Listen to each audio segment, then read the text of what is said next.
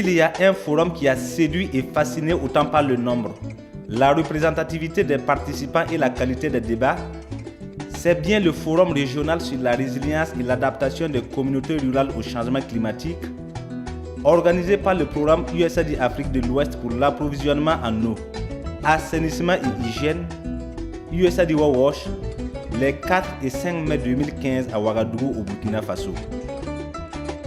Mise en œuvre depuis octobre 2011 au Burkina Faso, au Ghana et au Niger, l'heure est à la capitalisation des solutions conçues et promues dans le cadre de ce programme régional qui prend en compte la sécurité alimentaire, le renforcement des capacités, le genre et les changements climatiques. Nous avons organisé donc ce forum pour essayer justement de partager ces informations et de voir dans quelle mesure on pourrait travailler avec les différentes institutions pour vulgariser toutes ces techniques et ces idées afin que les communautés s'adaptent au changement climatique. C'est ça vraiment la chose la plus importante, c'est qu'on ne s'arrête pas au travail que nous avons fait, on veut voir sa mise en œuvre, on veut voir sa durabilité sur le long terme. Et c'est pour cela que nous avons mis l'accent justement sur le développement des capacités humaines dans plusieurs secteurs de notre projet. Nous avons par exemple formé des jeunes dans le domaine de l'adaptation au changement climatique, sur des stages. Nous avons donné des bourses à des étudiants qui travaillent sur la problématique des changements climatiques dans la région. Ayant pour objectif de renforcer la résilience, d'accroître l'accès durable à l'eau potable et l'assainissement, mais aussi d'améliorer l'hygiène des populations, le programme USAID WASH s'est beaucoup appuyé sur la contribution des partenaires et des décideurs locaux, nationaux et internationaux. La présence de certains de ces acteurs au forum est révélatrice de ce partenariat multi-acteurs. Ce forum est pour moi qui est en charge du département de la recherche scientifique, qu'on puisse partager les expériences acquises, qu'on puisse partager les leçons et qu'on puisse échanger pour d'abord capitaliser les acquis.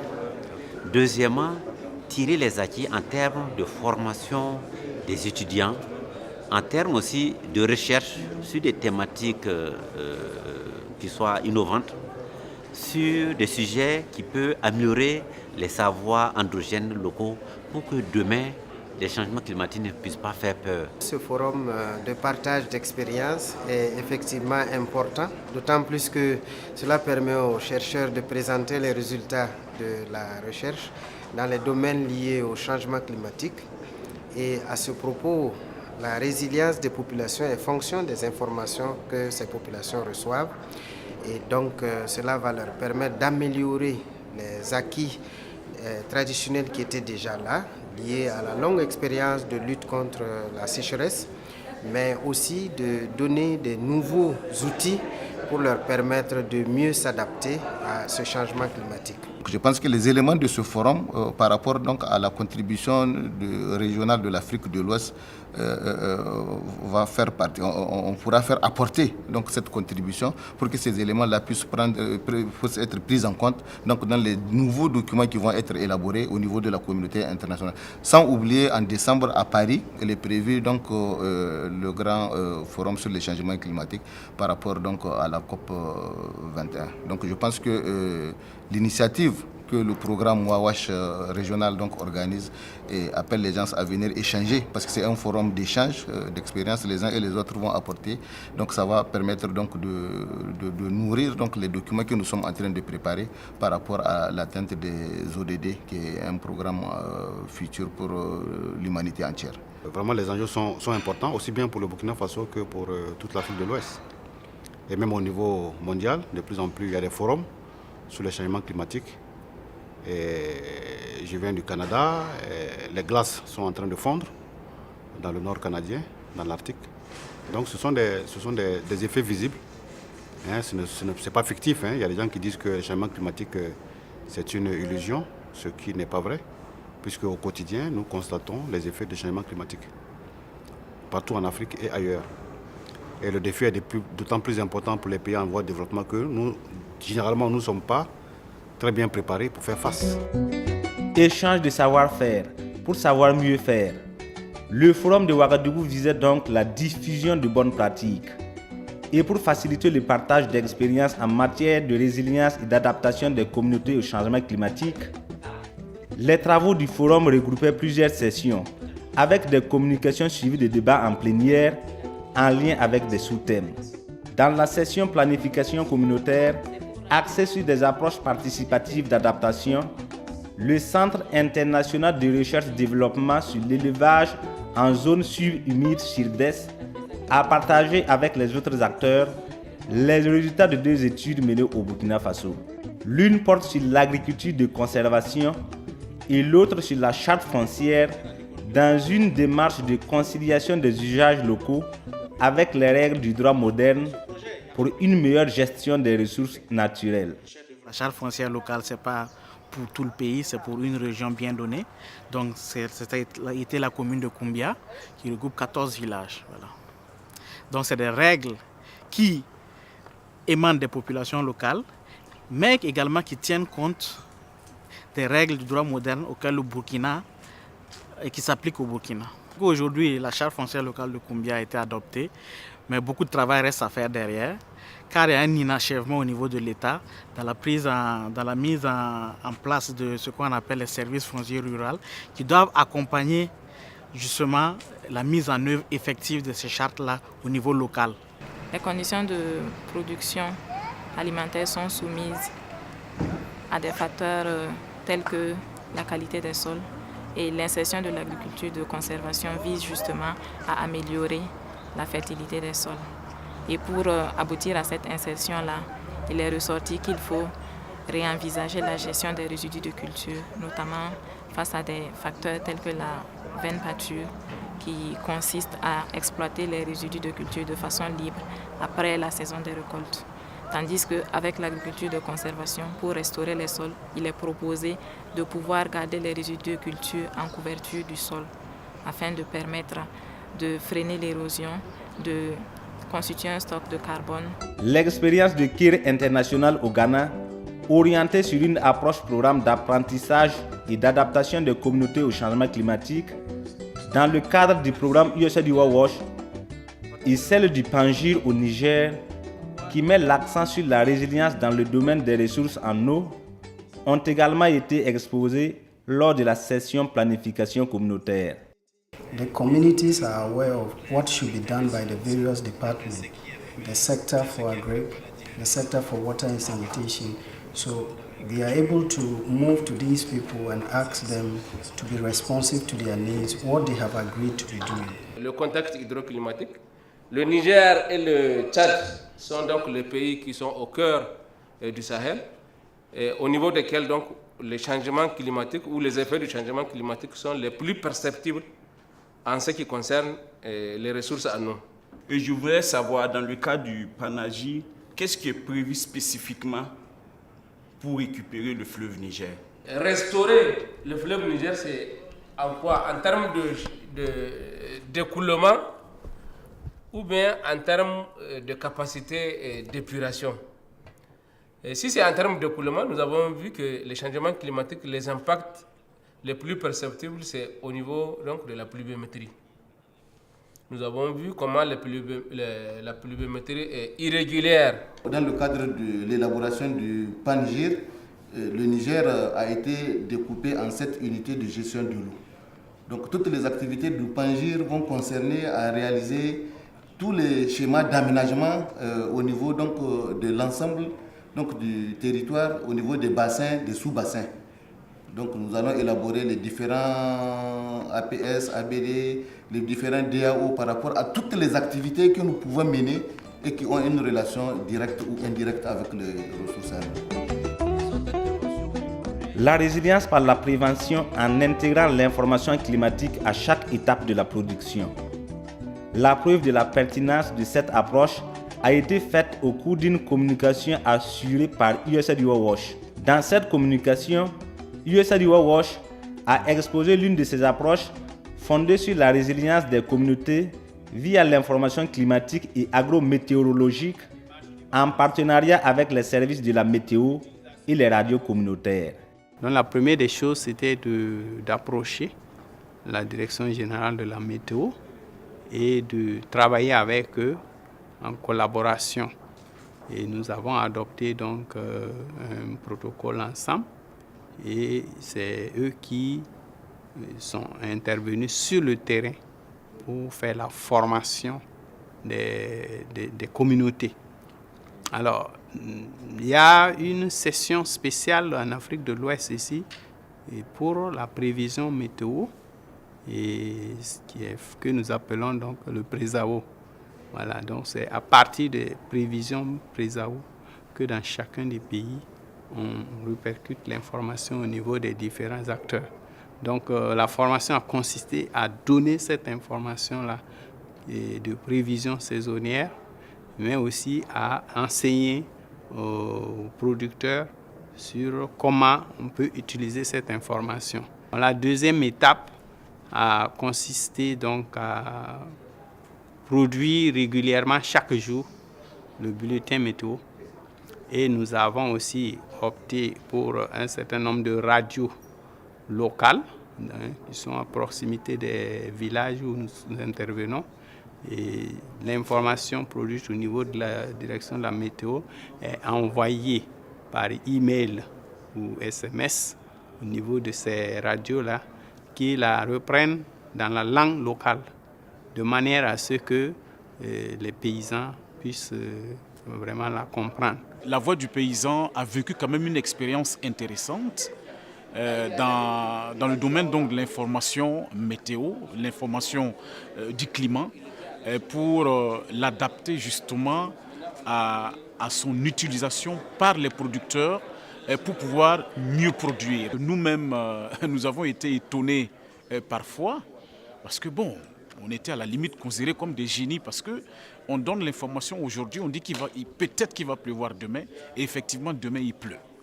On dit bon, après demain il ne va pas pleuvoir, mais peut-être dans 4 jours il va pleuvoir, et effectivement ça donne les mêmes résultats. Donc entre-temps, la radio était devenue comme une référence pour le producteur. Et du reste, nous avons demandé à ce que ce partenariat soit renforcé, et ce partenariat soit également harmonisé, parce qu'il y a plusieurs démarches sur le terrain. Le programme USAID WAWASH a travaillé avec des radios à l'intérieur du pays, d'autres radios, et nous avons travaillé essentiellement avec l'INERA. Et WAWASH a sa démarche, l'INERA a sa démarche. On collabore également avec Agrimet dans ce domaine-là. Et l'Agrimet aussi a sa démarche, et c'est pour cela que nous avons demandé à ce que les démarches soient harmonisées pour nous permettre d'être vraiment plus efficaces dans le traitement de l'information.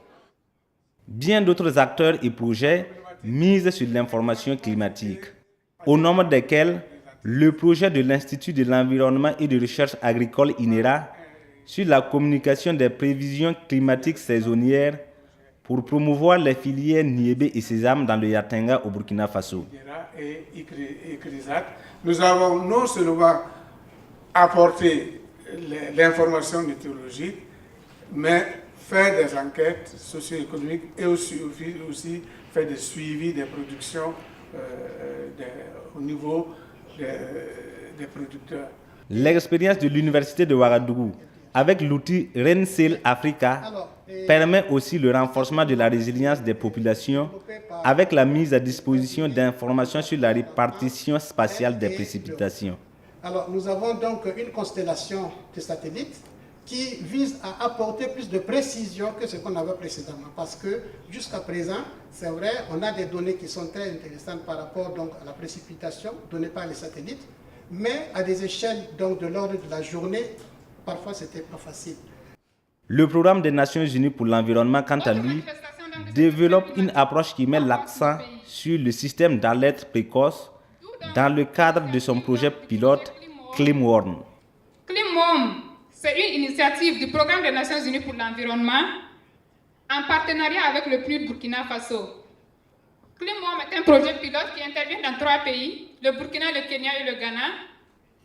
Ce sont donc, entre autres, quelques catastrophes que j'ai recensées pour montrer un peu l'ampleur des impacts des changements climatiques. Tous ces acteurs sont unanimes sur la nécessité d'accentuer le plaidoyer pour l'accès aux informations climatiques jugées coûteuses l'accès à la langue de diffusion des informations, aux stratégies de l'enseignement et aux partenariats. Les questions d'adaptation, comme la vie, se gèrent à l'échelle locale et parfois même à l'échelle du terroir. C'est pour ça que cette information spécifique, nous avons des réseaux très larges, très denses, qui ne permettent pas d'avoir ces informations-là. C'est pourquoi moi j'ai posé les questions suivantes. Quelle information il faut, quelle qualité et quelle fiabilité, et quelle est la qualité des réseaux d'observation, quelle est la nature et la qualité des informations climatiques endogènes, quelle compatibilité avec l'information climatique statistique et météorologique, quelle échelle, la question des bases de données et le niveau des archives, quelle est l'accessibilité, quels sont les coûts. Il faut qu'on se pose une question. Est-ce que effectivement les gens, même s'ils ont l'information, et la bonne information bien entendu, est-ce qu'on est sûr qu'ils vont effectivement l'adopter? Parce que l'adoption est une question fondamentale. Alors, pour la petite histoire, quand le 1er septembre s'est passé au Burkina Faso, ici, alors on a fait une étude. Bon, vous voyez, n'est-ce pas, on a fait une étude, on a identifié des zones inondables. Mais ça n'a pas empêché effectivement des individus d'aller effectivement s'installer, connaissant bien effectivement donc la nature des risques potentiels, etc. Donc, je pense que pour un contexte assez particulier comme le milieu rural, il est important de développer des stratégies. Ça, c'est important, mais il faut qu'on pense à l'accompagnement. Notre inquiétude, c'est des projets, c'est des programmes qui prennent fin et quand ça finit, nous, qui va nous donner, qui va mettre l'information à notre disposition pour les paysans? Et je dis, moi j'ai une inquiétude pour la saison qui va venir. Est-ce qu'on pourra effectivement encore traiter cette information-là pour les producteurs alors qu'il faut que ça continue? Pour mieux faire face au changement climatique, la combinaison de plusieurs approches est recommandée. Le programme USAID WASH expérimente déjà la technique de l'agriculture intelligente face au climat appliquée dans ces zones d'intervention. Et c'est un concept innovant et porteur de résultats qui fait l'objet d'échanges. Cette notion d'agriculture intelligente face au climat, c'est une notion que nous avons empruntée de la FAO, qui, au cours de sa conférence en 2010 à La Haye sur la sécurité alimentaire et les changements climatiques, a introduit pour la première fois cette notion. Donc, comme vous l'avez constaté au niveau de la présentation, c'est en fait une approche qui intègre différents types de techniques que les gens utilisaient déjà. Maintenant, c'est de les amener ensemble et d'outiller le producteur avec ces différents types de techniques, n'est-ce pas, qui lui permet non seulement de faire face aux vicissitudes, donc aux caprices du climat, mais également ça va contribuer à éliminer les gaz à effet de serre et ça contribuera à assurer la sécurité alimentaire de la population. De nombreux producteurs ont été formés à la technique de l'agriculture intelligente face au climat. Pour eux, cette technique a permis d'accroître leur rendement et d'atteindre par moments des productions records. Avec cette technique-là, nous avons eu beaucoup de choses. Parce que j'ai un terrain, moi j'ai essayé de cultiver plusieurs fois, mais je ne gagnais rien. Mais avec cette technique-là, moi j'ai essayé cette année, mais en tout cas, le rendement c'était bon. Quand ils sont venus, ils ont parlé de ça, des aïe.